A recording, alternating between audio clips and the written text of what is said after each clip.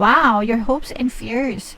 Mga kapiksi, ito yung tagumpay. This is more on hopes, guys. No? Marami pa kayong tagumpay, marami pang transformation or pagbabago na pwede kayong ma-experience, mga kapiksi. At saka may mga small wins kayo, guys. No? So, i-celebrate nyo yung mga small wins na yun, guys. Kasi yung mga small wins nyo, small success, ganyan, small victory, magko-contribute yan sa malalaking wins nyo in the future, okay?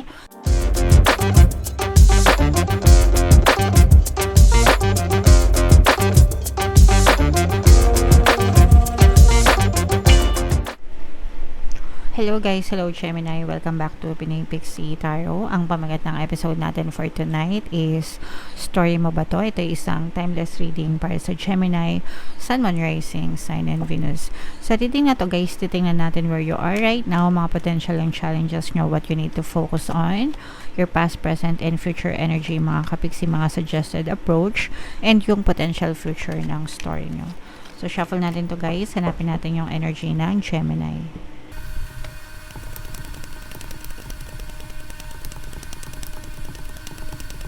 Ito guys. So, Gemini, kayo ay represent ng Father of Swords sa ating spread. Comment down below mga kapiksi if naka-resonate kayo kung story nyo to guys. So, hindi to magre-resonate sa lahat guys. Kung ano na lang yung maka-resonate, no? Where you are right now, mga kapiksi. Wow! So, for some of you, guys, no? This is financial gain, mga kapiksi. Ibig sabihin, unti-unting gumaganda or for some of you, talagang maganda na yung status nyo sa kaperahan, mga kapiksi. Kung ano man yung source of income nyo, meron kayong parang very stable na source of income. So, pwedeng may trabaho kayo, may negosyo kayo, meron kayong side hustles, or pwede naman na yung iba sa nyo, hindi lang isa yung stream of income, kundi marami kayong pinagkakakitaan, okay? And for some of you, parang nagkakaroon na rin kayo ng chance na makapag-save, makapag-ipon ng pera, and you're getting more parang mas madami pa yung pera na pumapasok sa inyo, mga kapiksi. So, grabe, sobrang ganda. I-mind nyo na yan, Gemini, no? Talagang sobrang pinagpapala kayo, sobrang blessed kayo, mga kapiksi. Pero, dapat iniingatan nyo rin, guys, no? You learn to appreciate yung mga blessings na dumadating sa inyo, and iniingatan nyo rin, kumbaga wag nyo ring lustayin, no? Wag nyong lustayin, mga kapiksi. Ayan, no? This is more on potential, mga kapiksi. Kumbaga, mas lalo nyo pang napapalago, guys, no? Lalo nyo pang napapalago yung kaperahan nyo, yung financial status nyo, mga kapiksi. And parang ano to, guys, parang walang katapusan, no? Parang it's never ending, hindi na kayo mauubusan ng pera, or nararamdaman nyo na parang tuloy-tuloy lang yung daloy ng kaperahan sa inyo, guys, no? So parang na-master nyo na or na-unlock nyo na, guys, yung sikreto kung paano mag-manifest ng abundance para talagang tuloy-tuloy yung daloy ng pera sa inyo, mga kapiksi. Okay? What you need to focus on, guys, kailangan magbigay din kayo ng attention sa inyong relasyon, no? Hindi lang puro pera, mga kapiksi. Kailangan binabalanse nyo rin. Sometimes kasi, di ba, pag masyado tayo nagiging busy sa kaperahan natin or dun sa ating pangkabuhayan, may mga times na napapabayaan natin yung mga partners natin, specific person natin, sometimes yung family natin, na take for granted natin sila.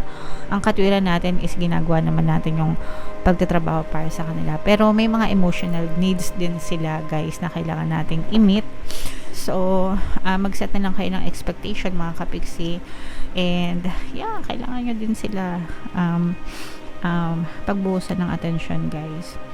In your recent past, mga kapiksi, this is an earth sign energy, Capricorn, Taurus, Virgo. In your recent past, guys, talagang pinlano nyong mabuti, guys, kung paano nyo papalaguin yung inyong kabuhayan, no? So, kumbaga parang in your recent past, naging focus talaga ng attention nyo yung pagpapalago ng kabuhayan. Probably yung iba sa inyo pwedeng nanggaling din kayo sa wala, di ba? Kasi most of us, especially tayong mga nasa Pilipinas, third world country, di ba? Hindi naman talaga tayo mayayaman or pinanganak na mayaman. Karamihan sa household sa atin sa Pilipinas is nandun tayo sa low income, di ba? Na group no? So, for some of you, maaaring dun din kayo nanggaling, guys, kaya talagang pinag-isipan yung mabuti, pinagsikapan yung mabuti para mapalago yung inyong kabuhayan. That's why na-enjoy nyo kung ano man yung klase ng buhay na meron kayo ngayon. And this is your greatest strength, guys. Talagang meron kayong desire, no? Na talagang palago talaga, guys, no? Yun talaga yung nasa isip nyo, parang yun na yung dugo na dumadaloy sa inyo, guys, yung pagpapalago ng kabuhayan. And meron din kayong guys, no, parang compassionate din kayo. Kumbaga, hindi lang sarili nyo yung iniisip nyo, no? Iniisip nyo rin yung ibang tao na umaasa sa inyo, like yung family nyo, mga kamag-anak nyo. Kumbaga, yung pagpapalago nyo ng buhay, you're not just doing it for yourself, pero ginagawa nyo din sila para sa ibang tao, especially your family and your loved ones. And I think most of us can relate, no? Lahat naman tayo ganon, diba? Kumbaga, lahat tayo, ang inspirasyon talaga natin is pamilya natin, diba? So, yeah. And in the near future, mga kapiksi, meron pa kayong exploration, no, na magaganap. Ibig sabihin, meron pang paraan na maiisip kayo kung paano nyo pa lalong mapapalago. As in, puro paglago talaga and pag-asenso talaga yung pupuntahan nyo, guys, or parang dun lang kayo paikot-ikot na umiikot, no? Paikot-ikot na umiikot, paulit-ulit na umiikot sa kabuhayan, pag-asenso, pag-unlad, no? Parang ganun lang yung nyo, yung direction ng buhay nyo, mga kapiksi. And in the near future, talagang mag-e-explore pa kayo, maghahanap pa kayo ng mga paraan, ng mga ideas, kung paano pa lalo kayong umunlad para talagang mas secure na talaga yung inyong kabuhayan, guys. Ayan, no? Suggested approach, guys, again, wag niyong putulin yung inyong relasyon sa inyong family, mga kapiksi. Sila yung nagbibigay ng kulay sa inyo, sila yung nyo, no? Parang backbone nyo, guys. Kumbaga, para sa kanila kayo bumabangon, sila yung inspirasyon nyo, malaking bahagi sila ng buhay nyo. For some of you, pwedeng sila din yung nakakatulong sa inyo. Kung ano man yung na-achieve nyo ngayon, right now, pwedeng sila din yung tumulong sa inyo. So, make sure na i-value nyo sila, pahalagahan nyo sila, mga kapiksi. Hindi yung puro trabaho or puro negosyo na lang. Spend time with them, guys, okay? And what you need to know, this is a water sign energy, Capricorn, Taurus, Virgo. For some of you, guys, no, samahan natin ng pag-ibig, ng love, ng emosyon, yung mga ginagawa natin, guys, no? Hindi yung parang robot lang tayo, no? Kasi 'di ba minsan parang ganun na, parang robot na tayo, wala nang emosyon, trabaho na lang, kita ng pera. So samahan din natin ng emosyon, maging masaya tayo, 'di ba? Spend time with your loved ones, mga kapiksi, para mas ma-enjoy mo yung fruits of your labor. Mas masarap yun kapag sincelebrate na may kasama kayo, mga kapiksi. Okay? Wow! Your hopes and fears. Mga kapiksi, ito yung tagumpay. This is more on hopes, guys. No? Marami pa kayong tagumpay. Marami pang transformation or pagbabago na pwede kayong ma-experience, mga kapiksi. At saka may mga small wins kayo, guys. No? So, i-celebrate nyo yung mga small wins na yun, guys. Kasi yung mga small wins nyo, small success, ganyan, small victory, magko-contribute yan sa malalaking wins nyo in the future, okay? So, celebrate your small wins, mga kapiksi, in the future. Kapag dumama yan, madadagdag yan sa big wins mo or big success mo sa buhay. And in your future, guys, magkakaroon talaga kayo ng peace of mind, kapayapaan, kasi talagang talagang super secure yung inyong kabuhayan. And kung meron man kayong iniisip ngayon, parang na lang yun, expansion, kung paano pa siya mag-grow, pero yung pundasyon nyo, guys, sobrang tibay na, as in. And talagang magkakaroon kayo ng peace of mind, kasi parang hindi na kayo mamamroblema masyado sa pera, guys, or hindi na kayo masyadong mamamroblema sa kabuhayan nyo. And yung iba nga sa nyo, guys, parang feeling ko naghahanda na kayo ng mga pamana. Bikini men. Alright, so comment down below, Gemini, no, if naka-resonate kayo dyan.